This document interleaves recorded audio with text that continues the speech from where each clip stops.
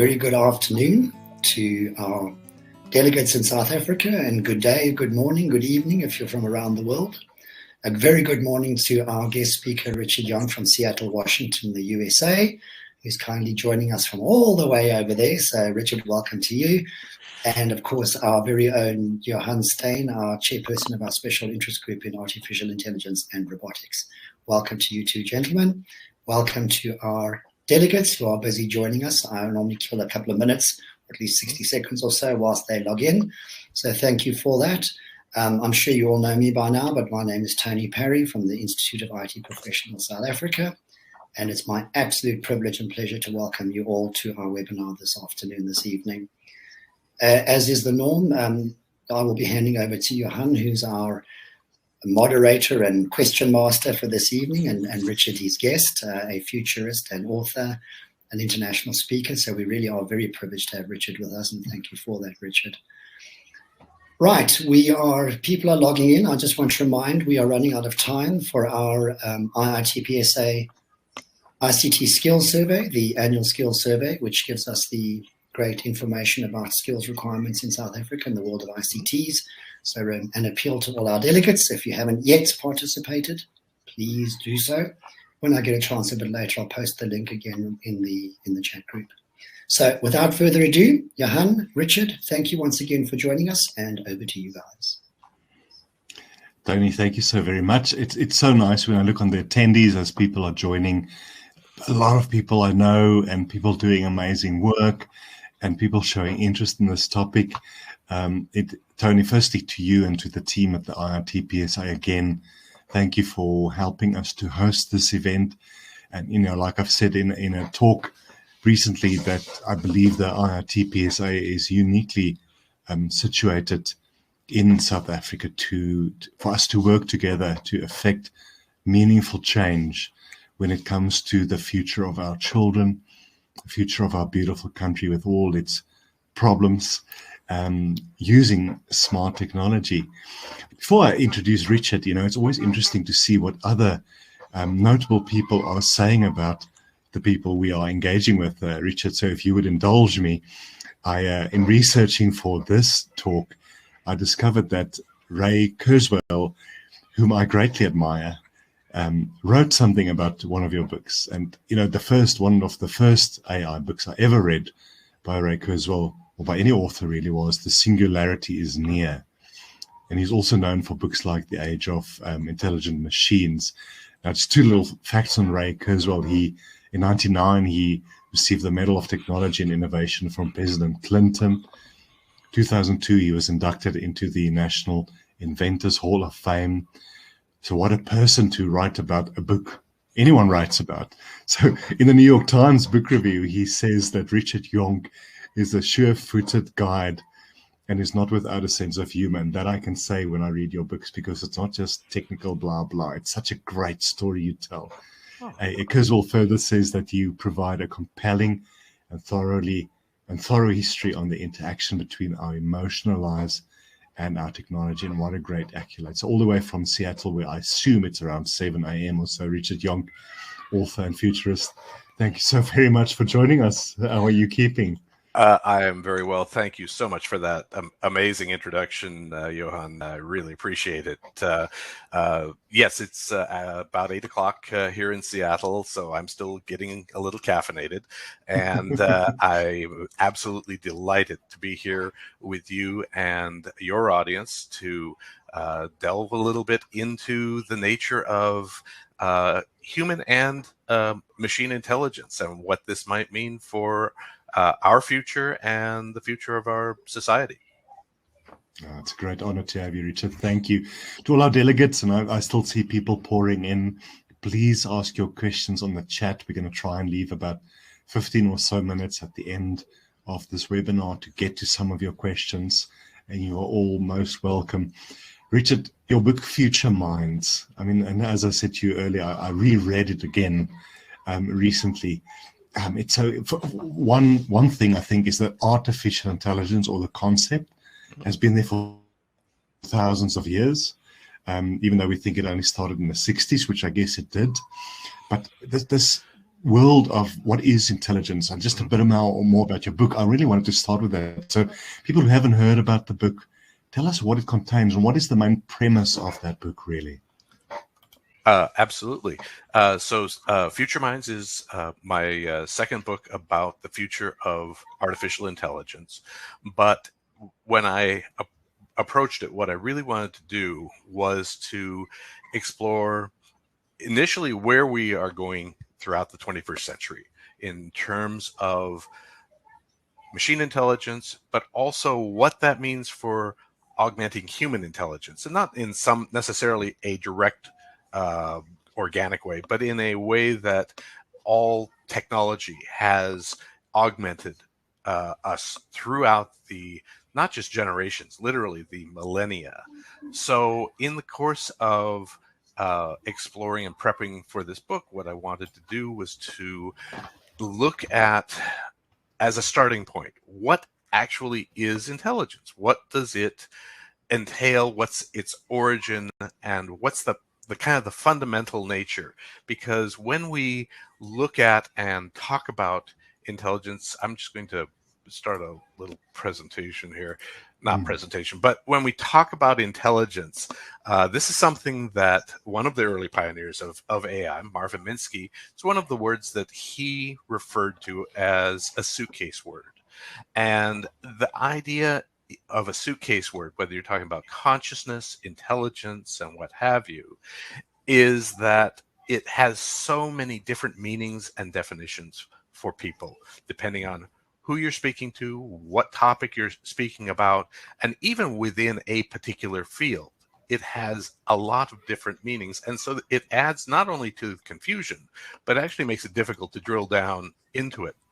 So in the course of looking at the beginnings of this book, one of the things I did was explore what are the definitions of intelligence. And when you look at that, there are an enormous number.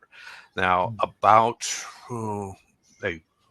15 years ago or so, maybe, Shane Legg and Marcus Hutter. Shane now leads DeepMind at Google.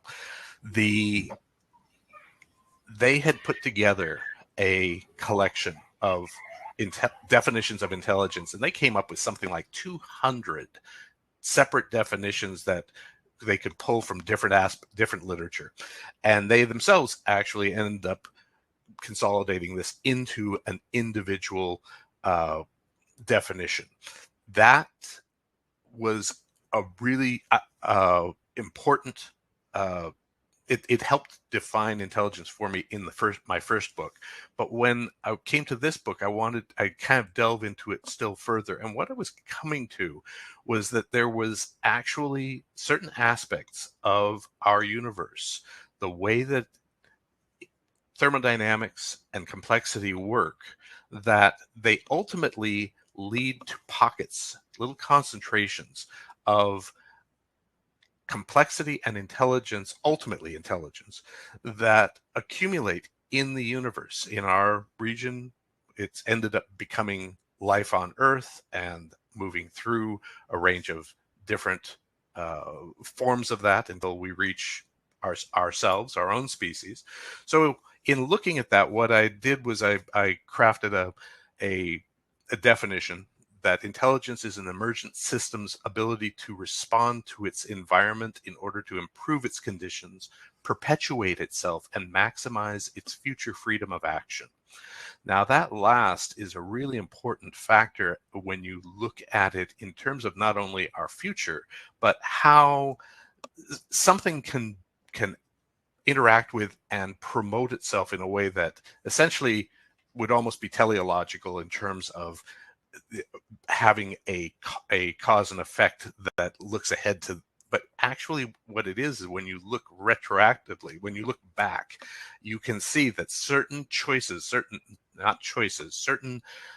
events in evolution end up promoting certain structures, organisms, forms of intelligence more than others, and those tend to replicate across. So that future freedom of action actually draws from a particular physicist who utilized it Alex Wisner-Gross with regard to some developments of cybernetics that he, I believe, was working with. So I'll stop sharing, but that was the Okay. and actually, I didn't actually complete that. Okay, so I don't know that slide was showing. Actually, not a big deal. So anyway, that's in a nutshell. I'll let you take it from there. But I just that's Okay. kind of the initial impetus for this book. On the one hand, what I first want to say is the residential complex I'm living in. There's so many kids running around, Richard, and in Joburg we've had some fairly cold weather, even though you can't compare it to most places on Earth. In the last few days, it's warming up. So outside my window, and I don't know if you can hear it on the mic because I've been trying to go on mute, there's so many kids playing. It irritates me, and I love it. And it's a lovely sound, and it certainly is not distracting me. Thank you. Oh, fantastic. Even my own son, and I often speak about him, he's 7 now. And why I'm so drawn to the work that you do and others is I'm, as a parent, constantly thinking about his future and what world am I leaving him. And that also impacts the things I write and speak about. And I think sometimes when we talk about AI and smart technology, it's often a very technical, platform-driven kind of conversation, but it should be a lot more philosophical, which also draws me to your work, because I studied philosophy. And I often say, once I've had my 3rd or 4th scotch, I'm very philosophical.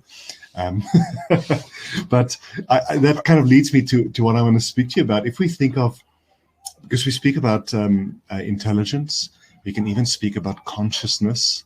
Do you think this kind of technology will develop consciousness and whatever that means? Because that is such a broad topic, Sure. No, what I was starting to say is almost every conversation, almost every presentation that I have, the point of what do these things mean for our future generations, our children, grandchildren, and it's actually, I believe, becoming more and more of a real factor and consideration in this whole equation. This is not just technical matters. This is actually things people are starting to realize just how significantly this impacts and affects our society, and it will only do more so. So we really have to take some pretty active action and choices to be able to ensure that it is the kind of future that we want to live in and that we want to leave for our children and our descendants. So to come back to consciousness, as you were asking, the consciousness is, as we think of it, is completely a human manifestation.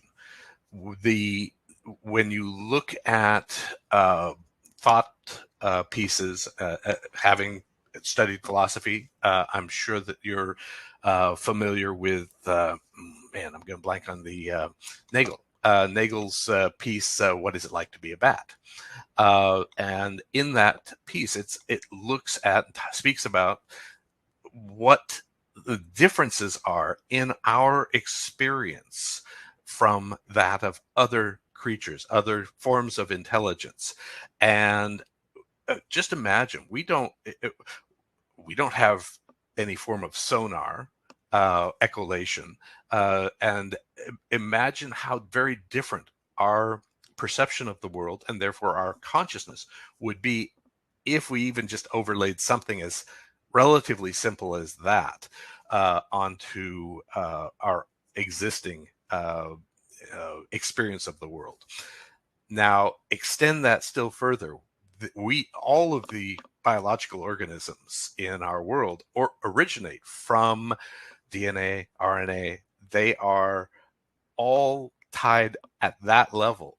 We're looking to create forms of intelligence, forms of tools that are beginning from something extremely different, silicone and so forth. Even when we try to emulate that with various forms of neuromorphic chips, different spiking architectures and so forth, that is still an emulation. It's still an analog, and it's not going to, in my mind, ever achieve the same form.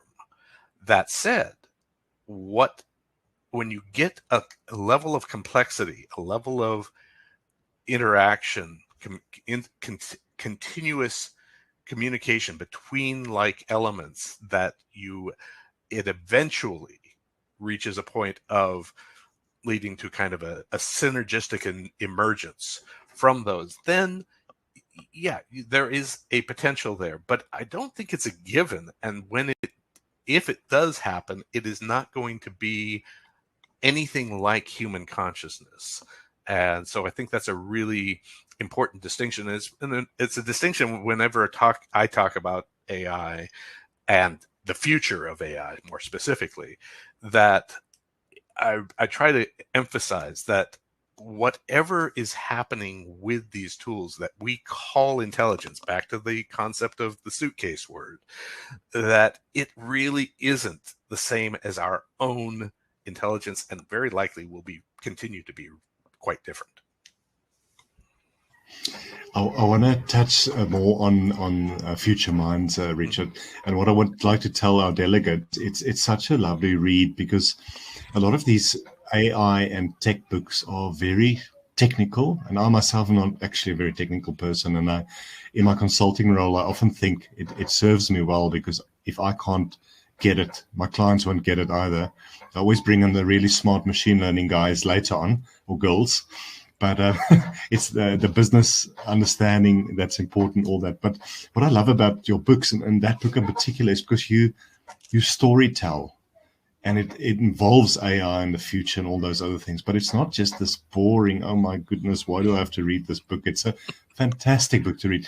And you have these, especially, no, and really, and I really say that, and I want people to encourage people to read the book, because it's a fun read, and you talk about these characters and their future, and what it would be like to live in the future in this world where, with the cyber physical world, if you would, and all that.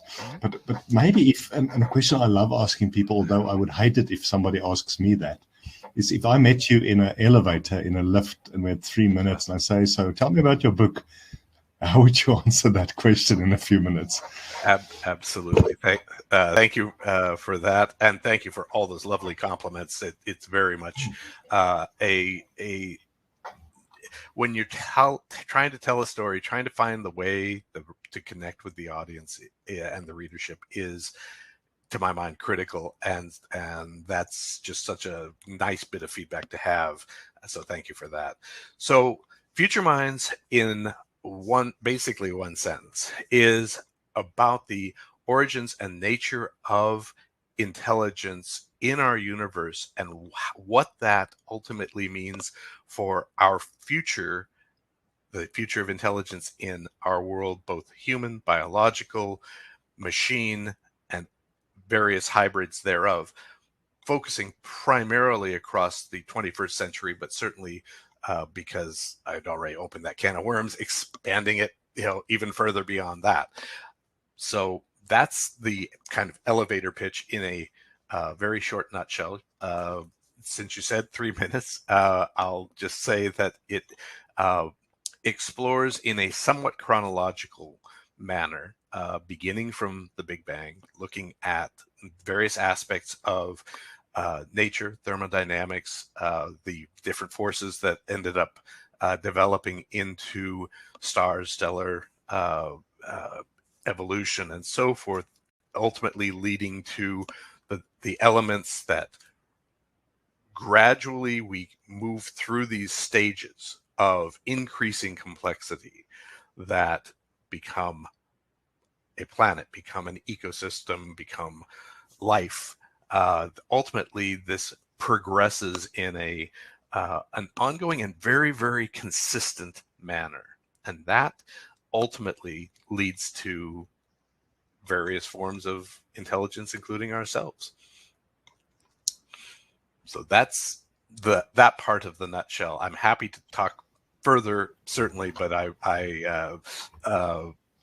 there's a whole aspect about the coevolution of human and machine intelligence that I speak about regularly. So I'm happy to talk about that when we're ready. I will definitely will get to. Before we get to the other book, Richard, Heart of the Machine, I want to ask you a bit about Stuart Brand's pace layering concept. Now, I've never heard of that, but it does sound fascinating. Do you want to touch on that maybe? I will, and this time I'm going to actually try to share my slide properly. This is a piece that is actually a lot easier to conceive when you see the graphic. So back in a couple decades ago, Stuart Brand, who needs no introduction, he started the Whole Earth catalog, was co-founder of The Long Now, and many other adventures and everything else. He conceived an idea called pace layering. And this is the idea that within our world, there are a number of different features that move and change our world at different paces. So what's listed here at the top, the fashion world, is everything from the arts to various forms of creativity and expression, the kind of different aspects of the fringe and counterculture and everything else that changes very, very rapidly in our society. And this brings about change. And as we move through the layers, they tend to move a little less quickly. We move through, it's been structured multiple ways, but in this original, it's structured as fashion on top of commerce, on top of infrastructure, governance, culture, and nature. And so when we look at something like technology that tends to move and change very, very rapidly, what often happens in the course of that is other aspects of our society aren't able to keep up at the same pace. Things like governance, regulation, and so forth, it tends to lag behind. So what ends up happening is you have very frequently, not all the time, a new technology comes along. It begins to make some very rapid changes. There's a kind of a Wild West era going on. And then at some point, there's enough change that there's a reaction within society that the regulators come in and say, okay, we need to do something about this, whether it's, whatever the technology is. And what often happens at that point, partially because of a lack of full understanding of what is going on, is there tends to sometimes be an overregulation that will occur at that point. And then it'll kind of gradually shift back and forth, home in on the right level of regulation that we determine anyway, for that technology as we continue to develop it. But there's a definite time lag that takes place. And what happens as we move through this is, as progress has accelerated, we tend to see more and more significant time shifts between different layers. And when that becomes too great, we tend to see certain kinds of friction in society that lead to different kinds of disruption, different kinds of discord, and so forth. Now, one of the things that Brand said that I think is really interesting about this is the concept that these upper layers, the fast layers, are the layers that learn in our world, that learn in our society, and the lower layers, the slower layers, the culture, the governance, even nature, that these are that slow remembers. So fast learns, slow remembers. And that ultimately, that slower portion is the foundation of our world and our society. It lends stability to our world. And we need both of them. We need to have the innovation and the change and the creativity that we see in some of the upper regions, but we also need that stability that comes with the slower portions of this concept. So that's it in a nutshell. And I can stop sharing that. No, listen, I'm going to Google the heck out of this because it's so very interesting, Richard. Thank you. Before we get to the heart of the machine, your other book, firstly, I want to again encourage our delegates, please ask questions in the chat. And I quickly just want to do a shout out of just some of the names that I recognize from top to bottom. And so Rob Kerridge Walker, who is an ex-colleague and also heads up one of our special interest groups on quality engineering. Welcome. My good friend Zanzele Ndlovu, who looks after Machine Learning Africa, and we actually do quite a few interesting webinars interviewing people in the local market doing amazing work in this industry. Neville Cousins, who works with the business process enabling South Africa, the IITPSA. Fascinating work. I mean, we've had, despite all the nonsense that's happening in our country, Richard, and if you watch the news, you would have seen it. But we recently won some amazing accolades and awards about South Africa being a prime destination for offshore work because of our skills and also the price differentiation, all that. Mike Snyman, ex-colleague at Nedbank, him and I would often have a coffee and talk about the philosophy of this technology. And actually, we've always been speaking about a good scotch. We never got to it, Mike, so we definitely need to do it. Lenore Kerringham, ex-UiPath, so working in smart automation, intelligent automation, and the rest. Lovely to see you. Lebone Mano, a journalist within the IT space. Nas now, an ex-colleague. So guys, and then there's many others, but there's some of the names I recognize. So really lovely to see all of you here. Richard, let's get back to Heart of the Machine. Now, was that a later book or a prior book to the one we've already discussed? Certainly, and welcome to everybody. By the way, that's a great list, and I'm really happy to be speaking to all of you and look forward to your questions later. So Heart of the Machine is a, let me just get there here. Heart of the Machine is my first book about artificial intelligence. And what it is I had written numerous articles, Fast Company and others for a few years around what was called at the time affective computing, affective with an A, and this comes out of originally a paper and book that were written by Rosalind Picard at MIT Media Lab in the early 1990s. Now, about mid-90s, 95, Rosalind got her own effective computing department there at MIT Media Lab, and during the course of the next, well, really still going on, but certainly the next decade and more, there was enormous innovation and exploration of the different kinds of devices that could interact with, read, and interpret our human emotions. Now, since then, the field has expanded. It's sometimes referred to as emotion AI or artificial emotional intelligence. And what it offers is a continuation of the interface development that we have seen over the course of the past 75 years. From the early days of computing, we started with hardwired machines, then moved to punch cards, punch tape, the command line interface. Then the 1980s, we get to GUIs, the graphic user interfaces. And today we've moved into an era of natural user interfaces, the touch screens, the voice recognition, gesture recognition.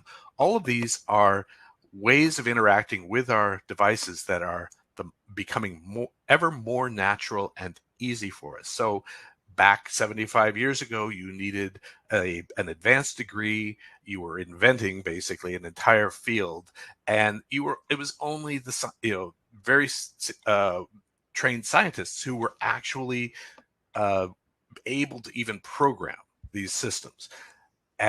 we've moved through this era, we are now at a stage where you can take a touchpad, an iPad, hand it to a toddler, and they can start playing with a particular app. That's how significant the impact of this progression of interfaces is, because what it's done is it's abstracted more and more aspects of the computing process away from the lowest levels so that ordinary people can utilize it.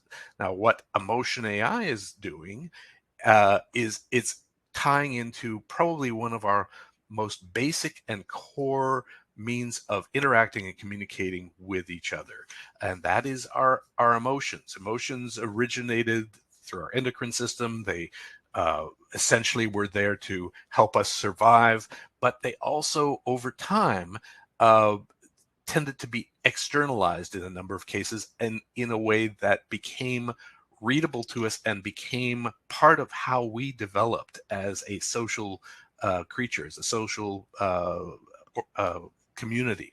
So ultimately, that is one way that we communicate, probably communicated a lot prior to true spoken language. And that was something that progressed over the course of actually millions of years. So it's so basic to us that I feel it's a really important means of having our systems be able to interact with us. We can get into it more later, but unfortunately, there are also a range of potential challenges and perhaps vulnerabilities that could come from something like this as well. Amazing, Richard. And I've just put both links of the books, the Amazon links, Thank you, in the chat. I do want to just warn Mike Sneyman, one of our delegates, that I'm going to expect a question of him before we end. And if Tony could help me later to actually, Mike, if you don't mind, to put you on audio to ask, because I know from a philosophical point of view, you'd love it. I want to read a quote from A Future Mind. And again, for me, it shows you how well it's written. And listen to this. It says, "Pretend that you are a peasant or even royalty from a mere 2 centuries ago, and that you were told that in half a dozen generations we would have the ability to see inside people's bodies, to speak with someone on the far side of the world, and to fly to the moon. If we could take a similar leap forward in time, what would we think of the society we found there?" And Richard, when I read that again a few days ago, I remembered I dated a girl who moved to Israel. And the only way we could communicate is either call each other, which was extremely expensive, or we would fax. And I remember the place I worked at, I couldn't wait for that little machine to start churning, and the fax would slowly come through. And it was an amazing technology because I didn't have to write and wait for 2 weeks to later to get there and 2 weeks to come back. And I don't feel that old, although it's ticking on. But even never mind 2 centuries ago, just the fax era. And my dad often told me when he worked for the railways, the local railways organization, and they were one of the first to get a fax machine. I think it was in the early 80s at huge expense. And you actually had to get executive approval to use the machine just from a utilization point of view. And they were standing around this machine, he told me, almost bowing down in reverence, saying, where the hell is technology going, you know? And today, a mere 40 years later, we look at what we've got now. So, I mean, that's why I love that portion of that book. So imagine taking the last 2 centuries, and I think projecting forward, it's not even 2 centuries, it's most likely 10 or so years. Where are we going, in your view? And I think let's touch maybe on the utopian and dystopian part of it, which is a passion of mine to talk about. You know, what would you say? We're heading in some really interesting and challenging directions. There's no two ways about it. Now, artificial intelligence, since that's I speak about all kinds of different emerging technologies, but I definitely focus a lot on AI because that's so much of what's driving our current world and our future world. And right now, we're moving into a period, let's go dystopian for a moment, that is seeing an increase of what I'm calling algorithmic influence, the different ways that our AI is able to create basically feedback loops to interact with and influence our behavior. Now, when I say this, it isn't something that is consciously being done by these machines. They are still operated by people, by human beings, and they are part of an extension of what our drives, our economics are.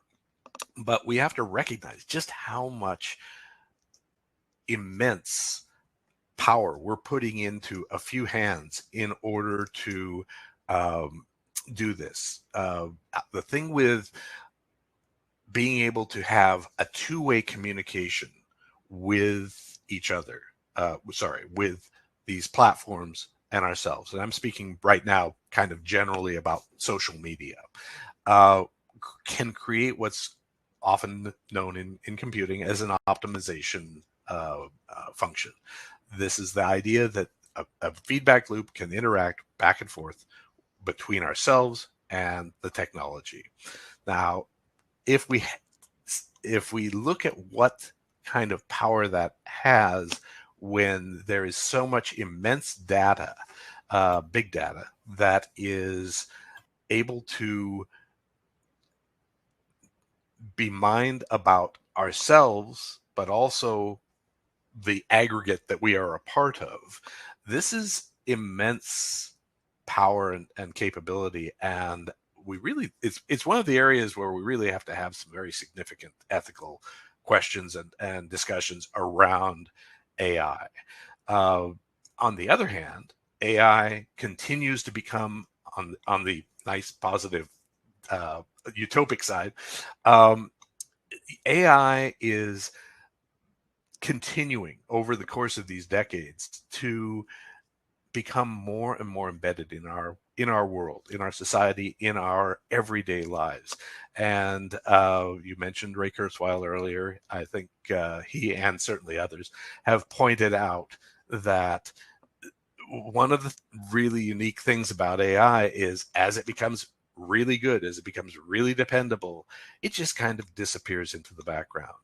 Whether we're talking about avoidance systems in automobiles, whether we're talking about fraud detection in credit cards, most people interact with those aspects of our technology today and never give it a second thought that, oh, that was AI that was doing that.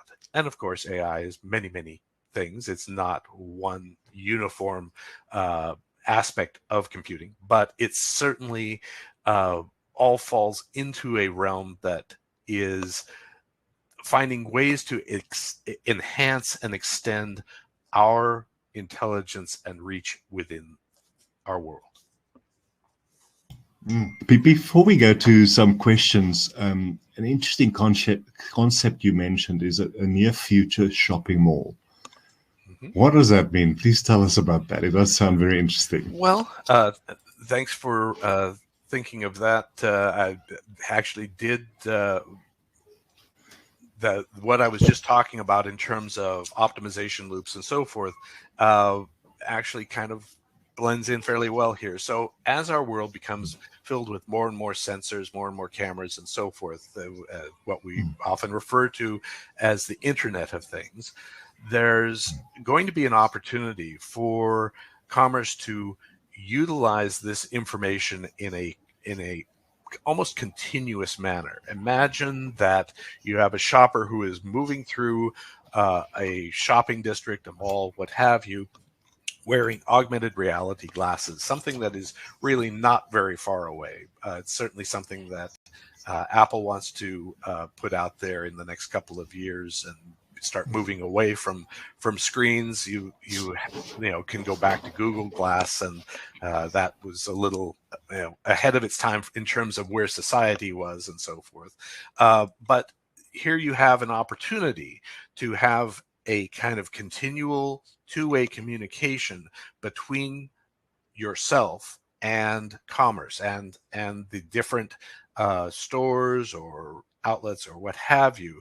Certainly we're moving these days toward an online kind of interaction for a lot of our purchases, but there's, I think, going to continue to be a certain amount of brick and mortar.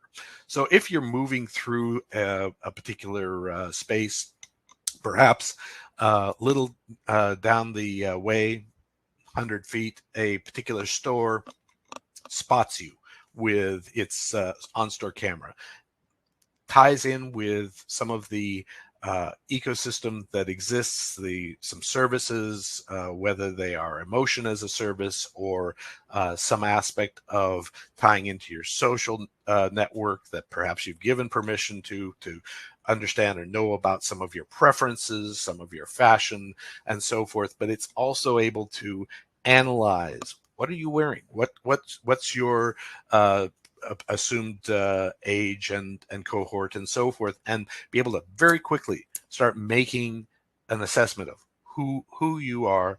Perhaps send your augmented reality glasses a coupon to try to entice you into their store. Perhaps send you your even a rapidly created avatar of you wearing certain things that are for sale, and basically having a very rapid back and forth that could ultimately draw you in to make the sale. Now, that's potentially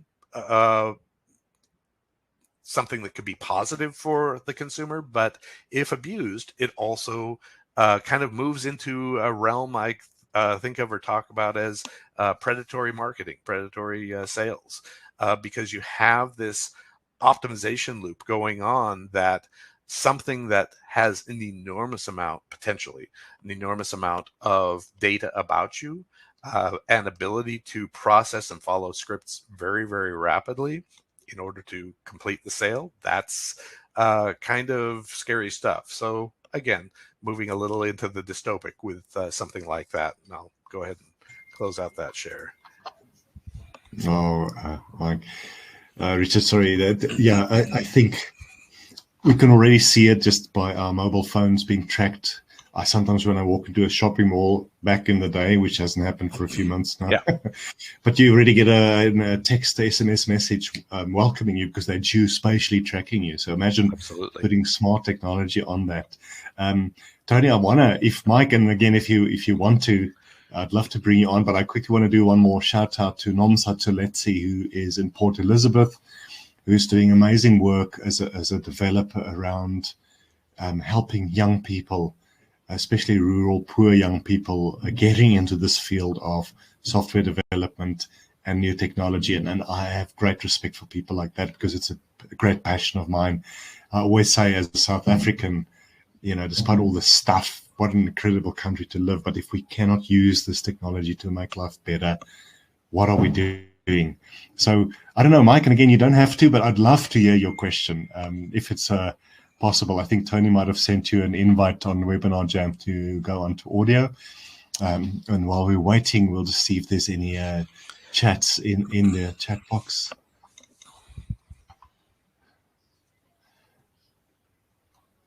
While we're waiting, Richard, what is the next book we can look forward to? Anything in brewing? Oh, yes. I've got a couple of things brewing. I don't have a full title yet.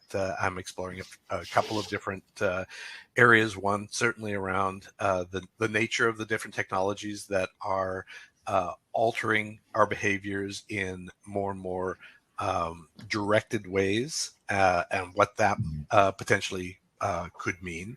But also I want to explore on a more positive note the people who are actually building our future, the individuals and the kind of fields that are rapidly, but not that well known right now, moving ahead to change the kind of future that, and hopefully for the better, that we're building. And when can we expect that book? Although no, that's sometimes a difficult question. It can be a little difficult. There's a lot of different factors that go into that, but I'll speak to my publisher and get back to you. Okay, certainly.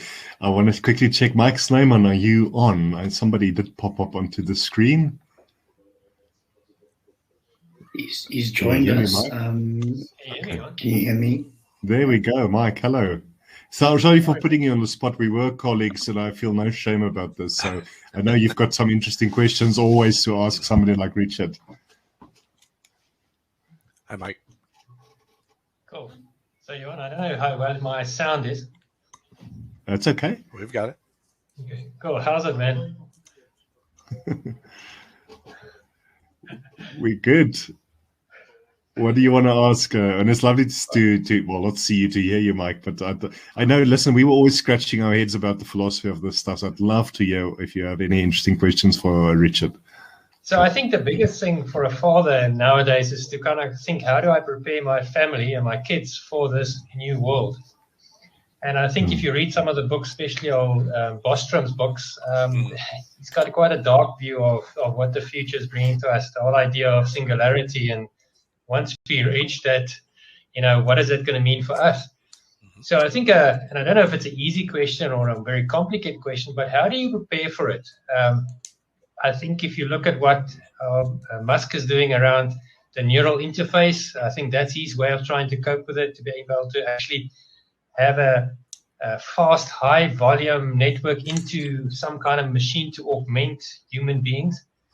Or is it just a question of trying to keep up with technology and making sure all your kids have got PhDs in computer science? How do you prepare for this world? Fantastic question, Mike. It's something that I explore with audiences and with clients frequently. And really, it's, first of all, as a starting point, Bostrom's book, and the singularity is near, actually, is kind of the reverse side of that. They're almost, one's very much a dystopic view, one's very much a utopic view. And both of them, though, are looking ahead to a level of AI that really seems to become having enough of its drives and motivations advanced to the point that they become highly threatening to us, but they also tend to emulate and think very much in human terms. When we some aspects, Bostrom's work actually tries to move away from that a lot, but it still comes down to an idea that we're going to see these devices, these technologies advance so rapidly, and I think that's a little, for lack of a better word, optimistic, to think that middle of the century we're going to see that level of AI. We are going to see some really significant changes and developments in that time frame, but I think we're still going to very much be in the driver's seat during that time. So what I believe, need to be doing is be looking to controlling and regulating the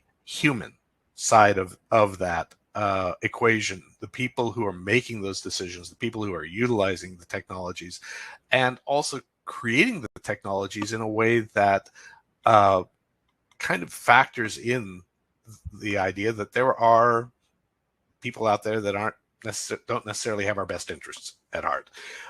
So we've got everything from what's going to happen as AI becomes more and more prevalent in cybercrime, what is going to happen as it essentially becomes more and more embedded in the marketplace, in commerce.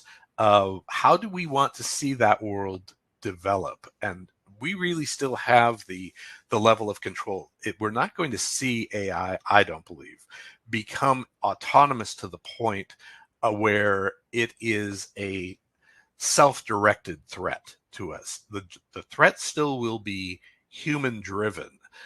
So I think that's a really important factor. To touch on your point about how certain people are responding, such as Musk and others with ideas like Neuralink and kernel and other approaches to BCIs. The idea of a BCI is phenomenal. The DARPA began some early work on that, kind of launched things along in the early 1980s, I believe it was, and we've since got to the point here in recent years, in last decade, where our computing power and our sensing capabilities have become so advanced that we can now allow people to use it for generating speech, use it for controlling wheelchairs, what have you. And I think that for a long time, we're going to see that things like that used for therapeutic purposes. Once you get to the question of using something like that electively, you get into some really significant ethical issues. And so everything from the organics of putting something physically inside someone's head to you're interacting with and working with people's thoughts, no matter how fine or what the granularity is, how fine-tuned that is or not. Another thing about Neuralink I'm going to just mention is it's a great idea. I love the overall concept that we are moving toward a BCI. While I believe that there's going to be regulation and societal resistance to things like this, many aspects of the technology excite me. But we actually, the idea of offloading certain resources, certain requests, like using our iPhones, really, that I want to do a quick search. I want to get some information that maybe I utilize a little bit of cloud computing, server time for, or what have you. That's great. It's basically simple instructions and simple, information flow. But there has been shown to be a limit in terms of the rate that the human brain takes in information. And it's actually a fairly defined, the number that's come out in some early studies was 41 bits per second, which is really low when we think of it in computing terms. But actually that is probably, there's a lot of different types of compression, but there's also a range of different human cognitive biases that come into play that kind of make that possible and allow us to take in information that seems like it's in excess of that. But when you actually compare it to a recent study about the rates that all human languages communicate at, almost all of them max out at about 39 bits per second. So here you have a kind of a corroboration of this idea that we have a kind of a threshold. So if you think about, I'm going to start throwing megabytes at a person's brain, we might worry that there's going to be some serious organic or psychological damage that could happen with something like that. So I think there's a whole lot we are going to be discovering and learning in the course of this over the coming decades. Thank you so much, Mike, and also Richard.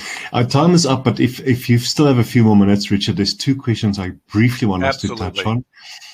One from Neville and one from Prof. Margaret, and then I'll hand it back to Tony just to close it off. When I think of Seattle, I think of Dr. Crane. Fraser, and Fraser and Niles. Niles is my favorite. I love that show, and the amount of times I've illegally downloaded it and watched it over and over again is astounding. I hope this is not being recorded. I'm just saying, but Neville's question is quite relevant. If you think of South Africa, I mean, a developing economy, all the stuff that's happening, we think of Fraser Crane, and we think of Seattle, and we think of how developed a lot of areas in the West, in the US and other places are. So Neville's question is, what does a country like South Africa need to do to ensure that we embrace AI and don't lag behind? What future skills do we need to be developing? And I want to ask you for 3 minutes on that, and we do 3 minutes on the next question. It's a horrible ask, I know, but please. No, I'm happy to riff. Very first little quick response. No one with Fraser Crane's income would have been able to afford that apartment.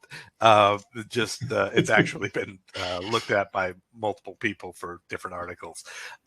So it might be a little bit of a fictional exaggeration. So to come back to the more the question itself, how do we ensure that we are, any of us, any of our cultures, any of our countries are keeping up? And I think that ultimately this really comes down to access to education throughout our, not just our formative years, but really our lives. And we are moving into an era of more and more rapid change, more and more transformation of different aspects of our society. And because of that, jobs are going to move, change, go away at, in differing fields at differing points.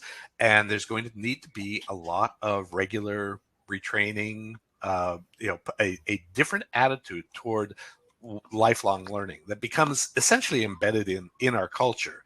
Now, in order to do that, certainly, I don't know, I'm suspecting that South Africa doesn't have quite the level of expense. It's gotten really crazy for higher level learning in the US, and I'm hopeful that in order to do that, one of the things that's going to happen is not only structural changes to continuing learning, but also various changes to the economics of it, so that the businesses are going to be benefiting by the retraining, but they're also going to be benefiting by maintaining certain types of loyalty and not having to re-onboard and search for new people every time that there are changes and shifts in the world. So I think that having a path to really transforming our education systems everywhere, in order to recognize that people are going to be learning new skills throughout their lives. And in the course of that, you've got people who are going to become programmers, people who are going to be working more and more in conjunction with different forms of AI. The term, I'm sure that some of your listeners are familiar with, cobots, the idea of working with a robotic coworker that you actually are perhaps almost at a colleague level. And again, here is a point where something like emotion AI can help to not only make that an easier communication and interaction between the devices and ourselves, but also protect the workers. So that's hopefully a 3-minute response. Thanks. And it's, again, education is such a massive topic for us in our country, Richard. We're going to have to do another session with you if you would have us. I'd be delighted. I want to quickly, before I again end off and hand over to Tony, just briefly, Prof. Margaret Cullen from the Nelson Mandela University asks a very brief but very poignant question: your view on digital twins. And again, 3 minutes if you could. Digital twins, I get into it a lot in Future Minds, as you may remember from a couple of chapters.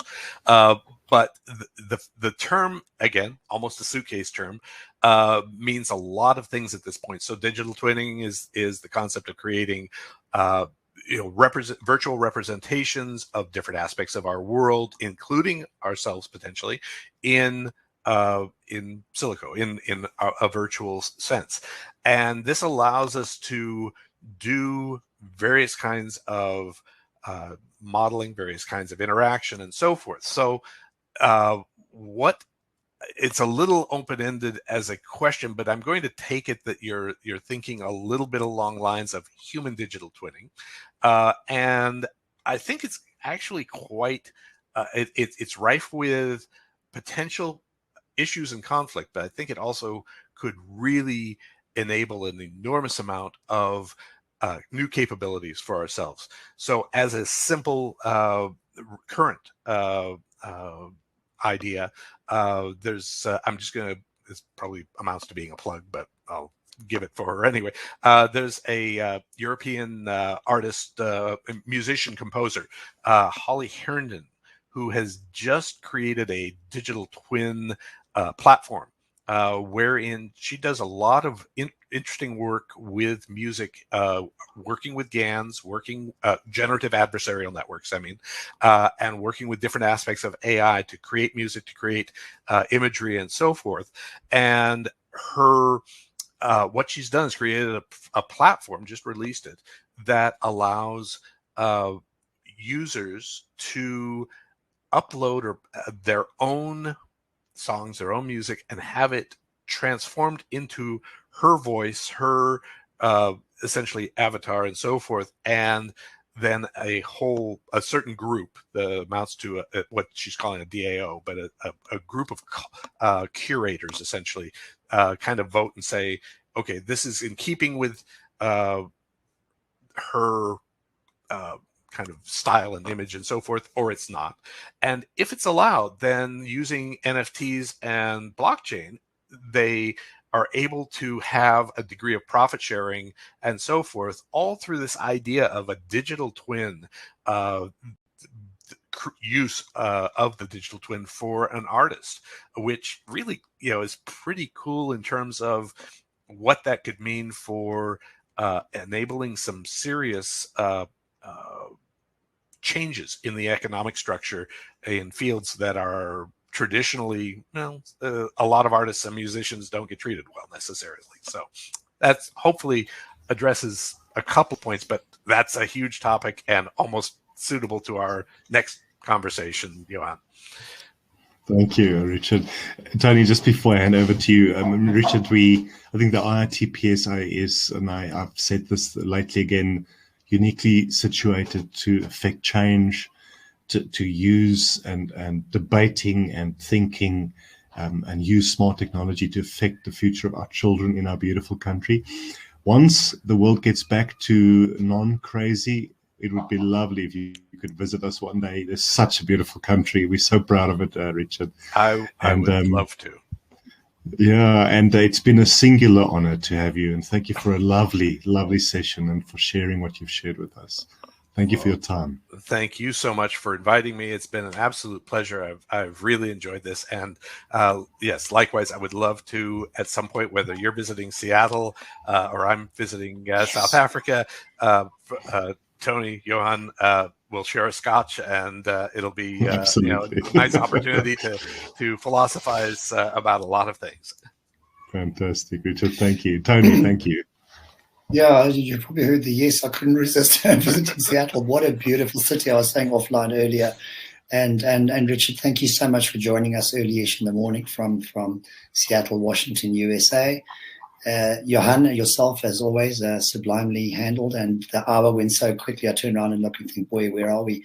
Richard, thank you. It's been awesome. It's been a real privilege and a real pleasure to have you with us. Thank you so much for joining us from the USA, as I've said. Johan, chairperson of our special interest group in artificial intelligence and robotics, thank you again. Thank you to Prof. Cullen, to Neville Cousins, and others for their questions on the chat. Thanks to everyone for joining. As Johan said, we've got more webinars coming up, so please watch the social media, watch the website, the newsletter should be coming out tomorrow, the monthly newsletter. So all those things will keep people in check. Richard, we look forward to engaging with you again. Have a good day. We're about to hang up the whatever, boxing gloves, shoes, whatever it is that we take off at this time of the evening. But to yourself, have a good day further. To our delegates, stay safe, stay warm, look after yourselves, and we'll catch you on the next one. Cheers to all. Thank you all. Thanks, everyone. Thank you, Richard. Go well, guys. Take care. Bye-bye.